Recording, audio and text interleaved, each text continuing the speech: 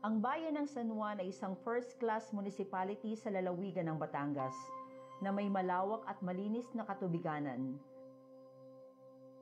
malusog na kalupaan, malinis na kabundukan, at sagana sa likas na yaman na dulot ng kagubatan. Mga antigo at lumang bahay na may sari-sariling kwento at istorya. Simbahang itinayo higit 100 taon na ang nakakalipas na siyang nagsimula sa unang relihiyon at naglapit sa bawat mamamayan sa paniniwala sa Panginoon. Mga produktong siyang pangunahing industriya na kinamulatan ng bayan, ang palayok at lambanog. Nangangahulugan lamang na hitik at umaapaw sa likas na yaman ang bayan ng San Juan. Pero lingid sa kaalamanang nakararami, bukod sa kapatagan, kabundukan at karagatan na mayroon ng San Juan, may mga natatagong kwento at kasaysayan ang nakapubli sa bayan na ito. Ating alamin at tuklasin ang San Juan at ang natatagong kasaysayan. Ang San Juan, Batangas ay nag-umpisa ito noong early 1800s, undeveloped area. Sitio siya ng, kung hindi man Rosario, ay Padre Garcia. Mas matandang bayan yan kaysa San Juan. Ang maganda nung panahong yon is that ang napakasagana raw ng San Juan. Everything was so lush. Ang bilis tumubo ng mga lahat ng klaseng tanim, kakawate, kawayan, na hindi man lamang nakukuha at magagamit at binubukbok na lamang. Diyan daw nanggaling ang bolbok, yung salitang bolbok. Sa kasaganaan niya at sa dami ng mga gawa na hindi nagagamit, binukbok na lamang. Kaya yan ang bayan ng de Bolbok. Yun ang isang theory. Merong ibang sinasabing may ibang reasons, but that is one of the reasons why it was called like that. Isa pang teorya kung paano nagsimula at nabuo ang pangalan ng bayan ay dahil dito, kapag bumabaha, galing ang baha sa Rio Grande at saka sa Bancoro, ito ay umaapaw dito sa San Juan de Bolbok. Nagkakaroon ng matagal na pagbaha. Dahil sa pagkakaroon ng baha sa kabisera ng munisipalidad, napansin ng mga unang taong nanirahan dito na may bumubulbok na tubig na siyang pinagmulan ng salitang San Juan de Bolbok. Early 1800s, nagkaroon na yan ng mga immigrants. Kasi wala naman totoong pamilyang nakatira dyan sa San Juan. Ang San Juan are really composed of immigrants from the different towns. They went to San Juan and they appropriated yung mga lupang walang may-ari. Nang balita at saka merong mga estimates na ang unang tao sa San Juan around that time, siguro raw mga 15 families. Ang unang tao at pamilya sa San Juan ay ang pamilya nina Mojica Quizon, Trevino, Perez, Maralit, Marasigan, Divilla, Salud, Mercado, Sales. So kung sino dumating, ito yung sinabi niyang kanya, si kanya yon. Tapos sila yung mga familia na nag-umpisa ng mga plantation sa San Juan. So ang mga sumunod na kailangan nila ng tulong, hindi nila kayang patakbuhin yung ganung kalalaking mga plantations. So yung mga sumunod na mga tao, mga galing din sa Batangas, galing sa Quezon, naging tiga San Juan na yan, at sila na yung naging nag-establish ng mga commerce at saka ano dyan sa bayan na yan. And for a while, San Juan was thriving.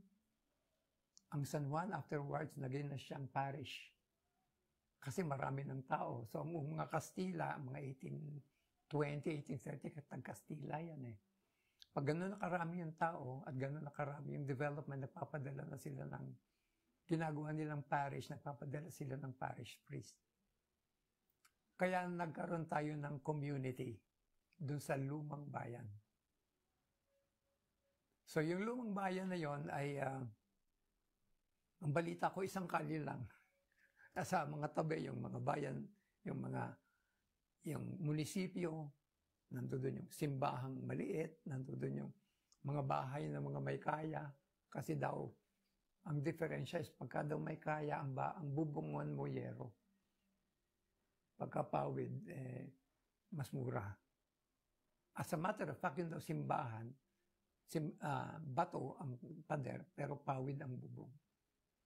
Tapos ang katabi nito, yung Bancoro River. So yung river na yan yung pumupunta sa dagat. Yan yung kumakabit sa mga lawayi. Yan yung mga kumakabit doon sa malaking ilog. So doon sa itaas, sa mga kabundukan ng mga lobo, nandoon yung yun ang headwaters. So bumababa yan sa Lipa, bumababa yan. Ang catchment niyan, San Juan. So, during regular times, pag nagka-ulan doon, bababa yung tubig, tataas ng kaunting ilog, tatapon sa dagat, sa Tayabas Bay. Pero nung mga 1850, sumasama ang sitwasyon. Nagkakabaha. So, bakit nagkakabaha? Kasi ang tubig, dumadami yung ulan kuminsan. Pangalawa, dumadami yung tao sa ibabaw. So pag dumadami ang tao sa ibabaw, dumadami ang abuso doon sa river system. So nababarahan doon, tapos pag nabungkal doon, bababa yan biglang-bigla. So nagkakaroon ng baha. Ang baha daw sa lumang bayan, taon-taon, at nung mga pang-apat na yata o pangatlong taon, lampas ng 2-story house ang baha. So maraming napipinsala, maraming namamatay. And nagka-movement, ang nag-lead dito ang mga pare. Hindi pwedeng ganito. Umakyat sila sa Bagong Bayan. So, anong barangay ang bayan? Kalit-kalit yan, mataas siya. So, pinili yan ng mga Kastilang pare at dyan nagtayo nitong ating bagong simbahan. Pero matanda pa rin siya kasi mga 1870 yun eh.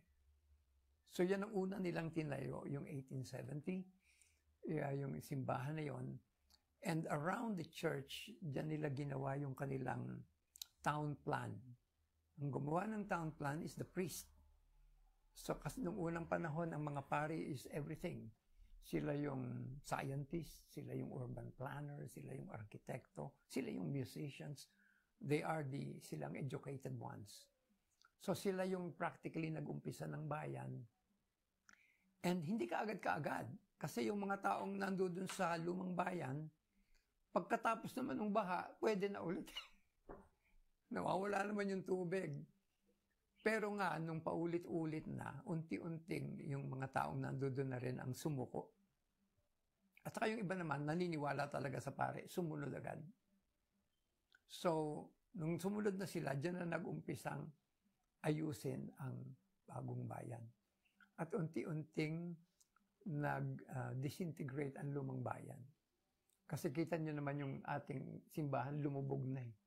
Sa siltation yun eh, dahil pag nagkakabaha kasamang putik. So kita mo talagang, lalo na ngayon, siguro noon, hinuhukay nila tuwing magkakaganon ay nung wala nang mag-alaga. Kita mo talagang lumubog na siya. So I think if you go to lumang bayan, hindi lang simbahan na makikita mo, makakakita ka doon ng mga lumang bahay na may batong stair na maganda. Nasira na nga lamang yung bahay at kahoy eh. Pero nandun yung bato na hagdanan.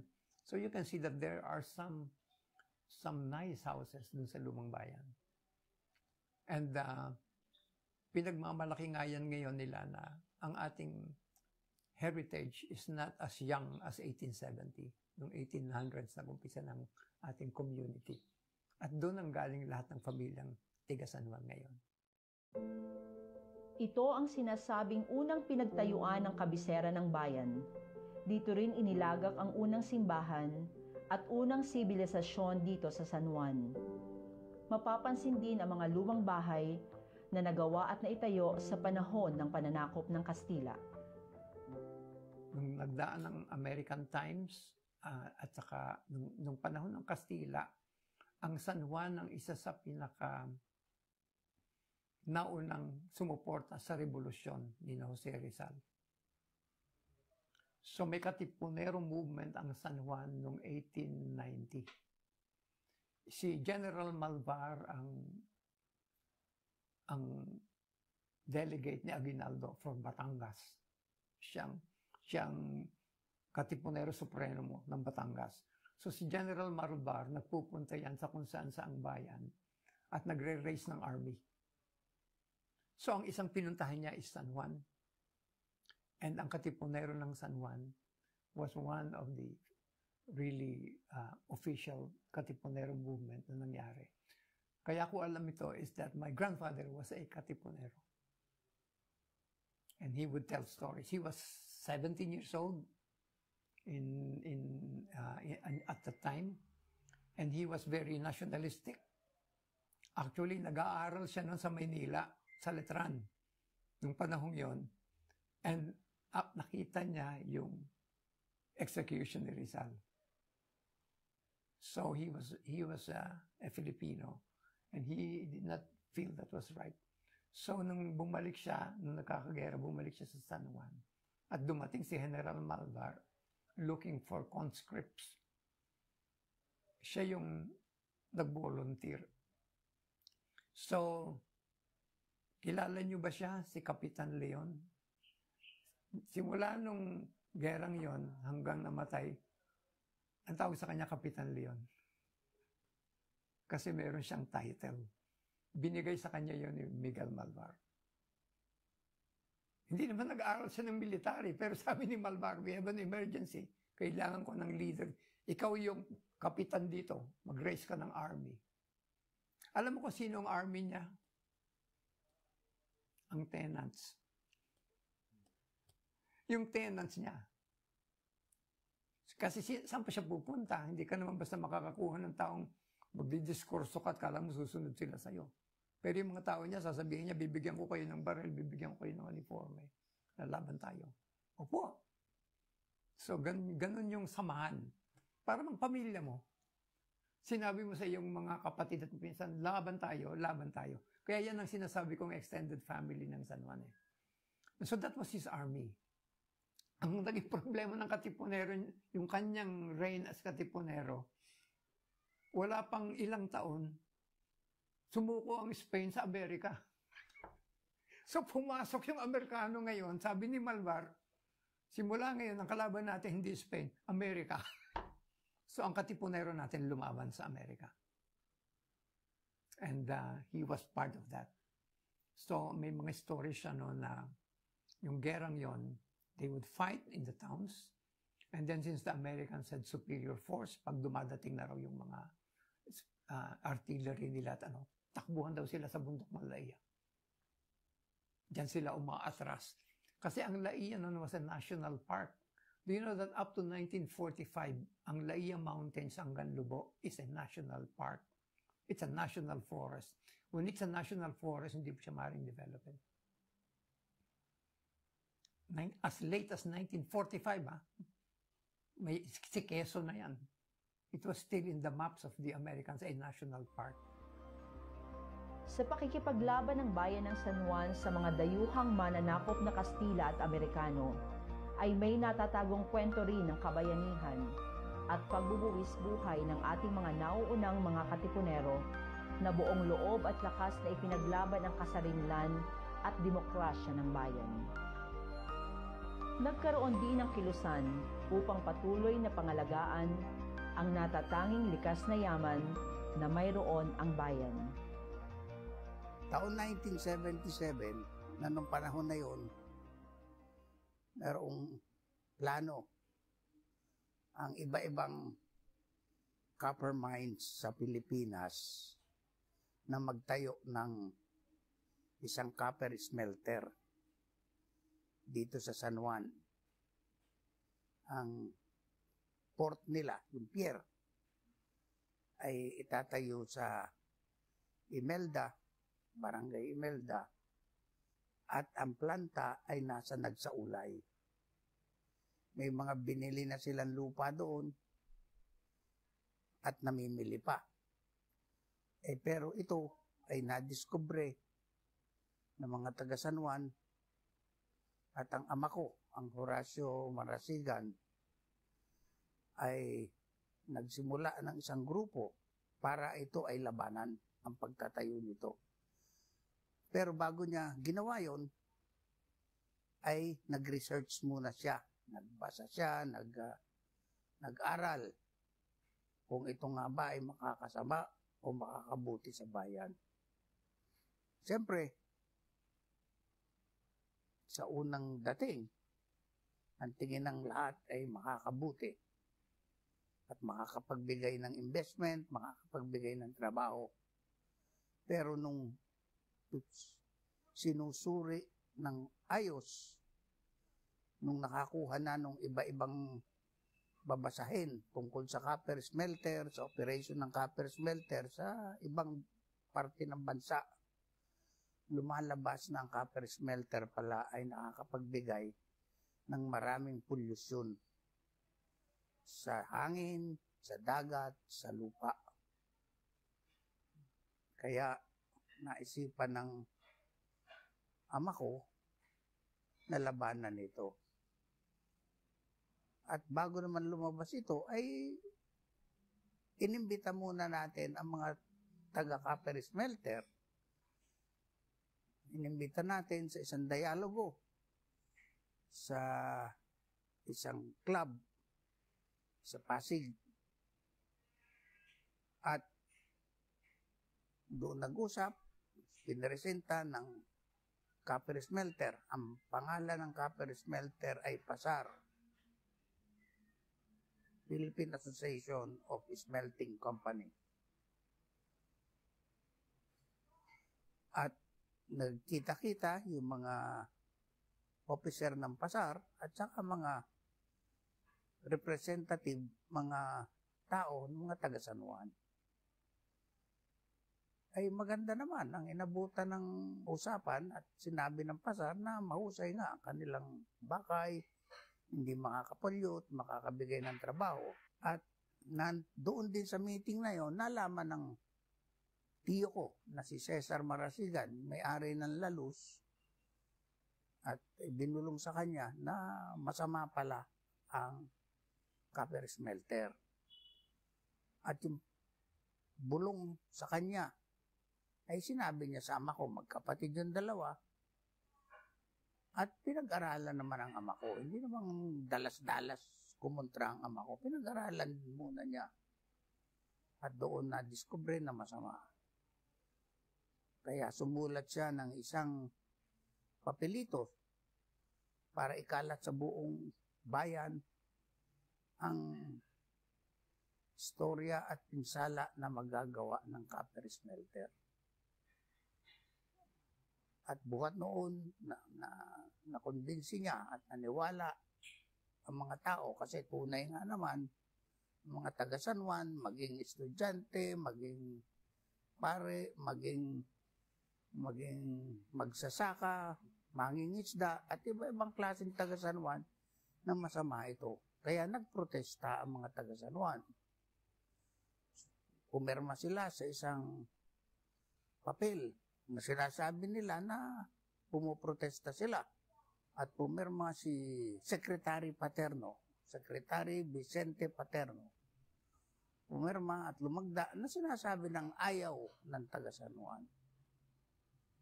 At itong mga nilagdaan nito, isang kahon nito, naipon ng ama ko, malaking kahon, ay ibinigay niya kay Presidente Marcos personal sa isang forum. Nilapitan niya si Presidente Marcos at binigay niya itong kahon na ito, naroon lahat na lagda. At siguro gawa nga nito ay naniwala si Presidente Marcos na talagang ayaw ng taga San Juan at makakasira.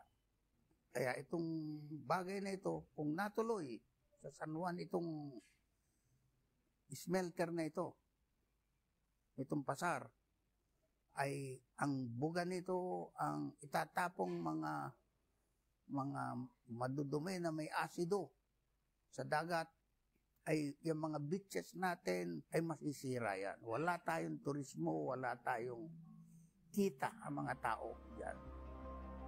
Isang patunay na buong tapang at lakas ng loob na hinarap ng mamamayan ng bayan ng San Juan ang pagtutol at di pagsang-ayon sa mga hakbangin ng iba't ibang mamumuhunan at negosyante upang matayuan ang planta na malubhang makapipinsala sa yamang mayroon sa bayan na ito. Kaya ay sinasabi ko nga pinagmamalaki ko sa ibang taong nakakausap ko, hoy, hindi EDSA ang first people power ha. Kami mga tiga San Juan. Kasi noong kami magsama-sama na humarap kay Secretary Paterno, telling our opposition sa paglalagay nga ng smelter dito, umalis siya na wala nang ni second consultation, wala na. Natapos na yung idea nila na dito ilalagay ang smelter. Kasi ang sabi sa amin, ng mga nakakaintindi nung panahon yon, if ever there will be radiation, hanggang 50 kilometer radius ang ang pollution daw. So, talagang nagkasama-sama ang taga San Juan noon, parang Biyernes Santo dito noong dumating si Paterno. Nung marinig naman niya ang sentimiento ng mga taga San Juan, tumahimik na ang gobyerno. Yun. Isang naging resulta ng pagkakasama-sama ng mamamayan ng San Juan upang maprotektahan ang natatanging yaman na mayroon ng bayan ay napagtagumpayan nilang hindi ipatuloy at itayo ang malaking industriyang ito. Ang ipinaglabang huwag mapinsala ang natural na yaman na mayroon ng bayan ay mas naging matagumpay, sapagkat sa kasalukuyay, ito'y nararanasan pa rin ng makabagong henerasyon. Sabi nga na kung ano ang iyong natatamasa, nararanasan at nakikita sa kasalukuyan, sa ibayong pag-iingat at pag-aalaga, ay siring mararanasan ng iyong anak sa hinaharap. Kaya ang bayan na ito ay taon-taong ipinagdiriwang ang makasaysayang pagkakatatag ng bayan at pagpapahalaga sa likas na yamang handog ng Panginoon. Ito ho ay nag-umpisa nung ako ho ay unang nag-umpisang konsehal ng ating bayan, 2004. Tuwing December 12 ng bawat taon, ayan ho ang pagdiriwang ng ating pong pagkakatatag ng mahal na bayan ng San Juan, at dyan din po natin isinabay ang Lambayok Festival. So, nung unang pagkakatatag nito ay hindi ho Lambayok ang ang ginamit po ng lokal na pamahalaan. Sa pamumuna ko po, dahil ako ho ang chairman ng Committee ng Tourism, Bulbok Festival po ang ating ginamit dahil yun po ang naisip ko lang nung panahong yon, at biglaan po ito kasi ako ho'y umupo ng July 2004 at December 12, 2004 ay ginawa. So wala hong time para magawa talaga ng isang festival kasi mahaba hong proseso. So ginamit ko lang yung Bulbok Festival, which is may mga clippings naman ho ako na ipakikita sa inyo na ito ho yung katunayan na nagkaroon ho tayo nitong Bulbok Festival. Ano po? Ibig sabihin ho, ito ho hinango natin sa dating pangalan ng Bayan ng San Juan.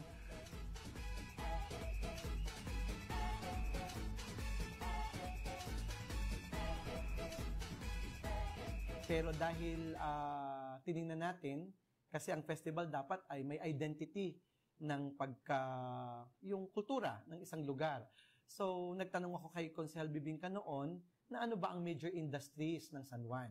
So, ang major industries ng San Juan ay ang lambanog at kilala ang palahanan sa Palayok at booming ang industry that time ng dagat sa Laia. Kaya may karagatan. So, it's a contraction of 3 major industries of San Juan, Batangas. Kaya siya naging Lambayok. We coined it, yung lambanog ay lam, yung palayok ay yung yok niya. Yung K doon sa yok niya kasi is karagatan yon. Yun yung hindi masyadong na naiintindihan ng mga minsan na nagtatanong sa akin, ano ba yung ibig sabihin ng lambayok? Kasi mas naging booming ang industry that time noong karagatan sa Laia. So it's a festival showcasing the identity of being a San Juaneño, showcasing the industries of the people. Kasi mahalaga sa isang lugar na makita mo ang identity ng kultura niya na nakatuon sa kung ano ang meron sa lugar. Viva! Viva! San Juan Nepomuceno! Halina't magkisaya sa Lambayok Festival! Viva San Juan! Sama ang barkada at pagbuong pamilya! Viva San Juan! Iba't ibang paligsahan ang inyong makikita. Kaya't halina, halina tara na sa Lambayok Festival! Viva San Juan! Lamanok! Talayok! Karagatan! Viva San Juan! Mabuhay! Lambayok Festival! Ang angking kagandahan na ipinamamalas ng bayan ng San Juan sa mga turista ay kalinawan ng karagatan, kayabungan ng kagubatan, at kalinisan ng kapatagan.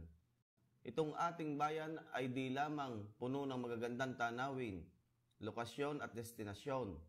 Ito rin ay may tinatagong maganda at nakakabighaning larawan ng ating nakaraan. Ang nabanggit po ay ilan lamang sa mga kwento ng ating bayan. Nawa po ay manakapulot tayo ng aral at kaalaman sa kung ano ang ating pinanggalingan sa mga nakalap na impormasyon. Tunay ngang maipagyayabang hindi lamang ang lakas na yaman na mayroon ng ating bayan, kundi ang hitik na kagandahan na mayroon ng ating kasaysayan, kasama ang mga tao sa likod ng ating pinagmulan, ay ang mga pundasyon na siya nagsimula ng sibilisasyon dito sa ating bayan. Kasama ang mga taong nagpunyagi at naging kilala at itinuring nating mga bayani. Sa ika-172 anibersaryo ng pagkakatatag ng bayan ng San Juan, isang uri ng selebrasyon ng aming paggunita sa ating nakaraan. Ang makabagong panahon ay hindi maabot at mararating kung hindi dahil sa binuong kasaysayan ng ating mga ninuno. Kasama na rin dito ang pagkakabuo at pagkakatatag ng Lambayok Festival. Ang pagdiriwang sa masaganang produkto at industriya na mayroon ang ating bayan, ang lambanog, palayok at karagatan. Dumanas man ng dagok ngayong taong 2020 sa pagputok ng taal, paglaganap ng COVID, pagkakaroon ng ASF at ilang bagyo na bumayo sa ating katatagan. Ang paggunita ng ating makasaysayang pagkakatatag ay hindi mapipigil ang problemang ating pinagdaraanan. Hindi man ito ang nakahandang selebrasyon para sa taong ito, ay minarapat namin na ipagdiwang pa rin sa akma sa kasalukuyan. Muli po, ako ang inyong lingkod, isang ama, isang kapatid, isang kapwa San Juaneño, Ildebrando Bibong Salud, bumabati ng isang makabagong pagdiriwang ng Lambayok Festival. Mabuhay po tayong lahat. Viva San Juan! Viva San Juan Nepomuceno! Halina't magkisaya sa Lambayok Festival!